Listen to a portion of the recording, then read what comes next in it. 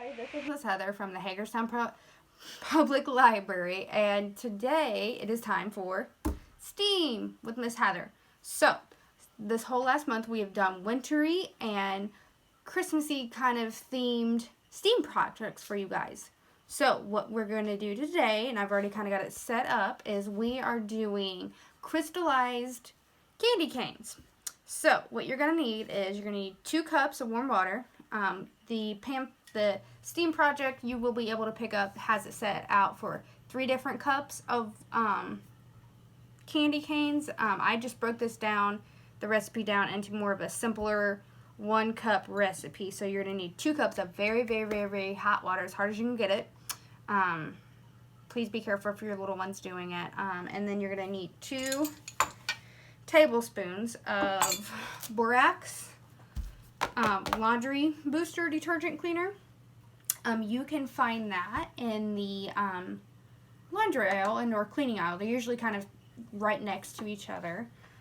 You're going to need some pipe cleaners. I just had a couple yellow left over. The little ones aren't going to do too much for me. So you take those 2, bend them, and then wrap it around each other. And then you're going to need, you're going to cut them and have kind of this size. Make sure it does not touch the bottom or the sides. You are going to need some ribbon to tie it off, and then you will have a popsicle stick to tie that on so it does not sink to the bottom, so you don't get stuck in a bunch of buildup of crystals on the bottom. So this is what I've done.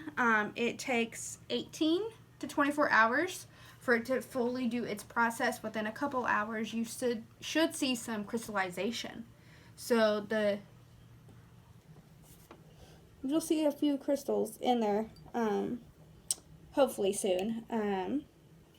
So the solution is called, that you made out of the borax and the really hot water, that is called a saturated solution. So as you're stirring the 2 tablespoons of borax into your 2 cups of hot water, it will dissolve, and then the remaining particles will part out of the water, and those are called impurities, and leave behind and make cube-like, and then that'll enable the crystals to be able to form cube-like things on your candy cane shape. So, a couple things I found out about candy canes were that the first known and or widely accepted story of the candy cane is there was a German church choir master in the 1670 that he was doing a program for his church choir with his kids, and he decided to make sugar sticks and bend them into a J like the shepherd hook, because they were doing a Christmas church program. And he thought by giving the kids those, it would keep them quiet and keep them occupied. So that's kind of like the readily accepted story behind the candy cane and the candy cane shape of it being a shepherd's hook. The U.S. actually did not get candy canes or the concept of the candy cane until the 1800s. So that's close to 200 years after 1670, when the church choir master came up with it and created with that accepted story.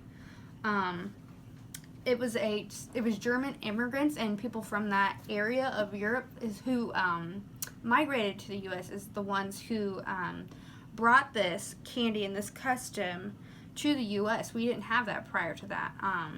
And so when people saw them, they wanted to try them, and then they saw that they had a hook on there, like a J, or the shepherd's hook. They were actually buying them to eat as well as decorate their trees and around their houses. And that's still a very common thing around this time of year, is they're so good to eat. People will take their candy canes, put it in their hot chocolate or their coffee as a stir stick to add that minty flavor. The common traditional colors you're going to see is like the red and the white and the green and the white. So that is your STEAM project for the day. Like I said, this comes on Tuesdays at 11 a.m. and then will be on our YouTube page within a week or two of being posted on our Facebook and YouTube. please come in and come get this. If you decide to do the project, tag us in it. Tag the Hagerstown Library in it. I'd love to see what you've done.